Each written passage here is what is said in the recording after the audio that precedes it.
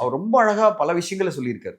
வாழ்க்கை எப்படி வாழணும், எனக்கு பிடிச்ச இந்த ஸ்போர்ட்ஸ் நான் வாழ்ந்துட்டு இருக்கேன், எனக்கு வந்து தனிப்பட்ட முறையில் நான் வந்து இவ்வளோ தூரம் வந்திருக்கேன்னா நீங்கள் தான் எல்லாம் காரணம், நான் அடிபட்டிருக்கேன், உதப்பட்டிருக்கேன். அதாவது என்ன சொல்கிறாரு, நான் பல அவமானங்களை சந்திச்சிருக்கேன், பல ஃபெயிலியரை பார்த்துருக்கேன், ஆனால் அதுலேருந்து மீண்டு வந்திருக்கேன், மீண்டு வந்து ஜெயிச்சிருக்கேன். இதை நான் இங்கே இன்ஸ்பைரிங்காக பாருங்கன்னு சொல்கிறேன். அவருடைய ஸ்பீச்சில் எனக்கு ரொம்ப பிடிச்சதே வந்து is very inspiring, is very motivating every one.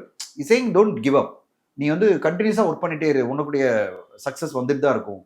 அதாவது பல தோல்விகளை நான் பார்த்தும் ஜெயிச்சு வந்திருக்கேன்னா அதுக்கு ஒரே காரணம் என் உழைப்பு மட்டும்தான், நான் விடவே இல்லை.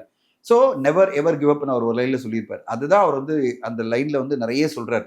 And live and let live கடைசியில் அவர் சொல்கிறது. ஸோ பேசிக்காக அந்த இதில் அவர் சொன்னது வந்து என் ஃபேன்ஸ் வந்து என்னோட சுயலாபத்துக்கு யூஸ் பண்ண மாட்டேன்னா எனக்கு வந்து வேற எந்த மோட்டிவும் கிடையாது. ஓகே, வேற யாரும் கம்பேர் பண்ணி அதெல்லாம் கிடையாது, எனக்கு வேற எந்த மோட்டிவும் கிடையாது. என் ஃபேன்ஸ் வந்து என்னை வந்து இவ்வளோ தூரம் லவ் பண்ணுறாங்க, I am very happy about them. எனக்கு வேற சுயலாபத்துக்காக அவங்க யூஸ் பண்ண விரும்பல. அதாவது வந்து பேனர் கட்டுறதுக்கோ இல்லை வந்து என்னை கொண்டாடுறதுக்கோ, ஏதாவது சோஷியல் மீடியாவில் கொண்டாடுறதுக்கோ, இல்லை ரியலாக அந்த இடத்துல கொண்டாடுறதுக்கோ எதுவுமே நான் வந்து அவங்கள இன்வைட் பண்ண மாட்டேன், எனக்கு தேவையில்லை, இந்த விஷயம் வேண்டாம் அப்படின்னு தான் அவருடைய பிரின்சிபலை சொல்றாரு. அது வந்து மற்றவங்கள வந்து கம்பேர் பண்ண முடியாது. அப்படியே எடுத்தீங்கன்னா சுயலாபத்துக்கு யூஸ் பண்ணாங்கன்னா எப்போ எம்ஜிஆர் காலத்துலேருந்து எல்லாம் பண்ணிட்டு தான் இருக்காங்க. கரெக்டுங்களா? ரசிகர்கள் மட்டும் தான் மாறுது, வந்து தொடர்படியாக மாறுது. அது வந்து அவர் அப்படி சொல்லலை.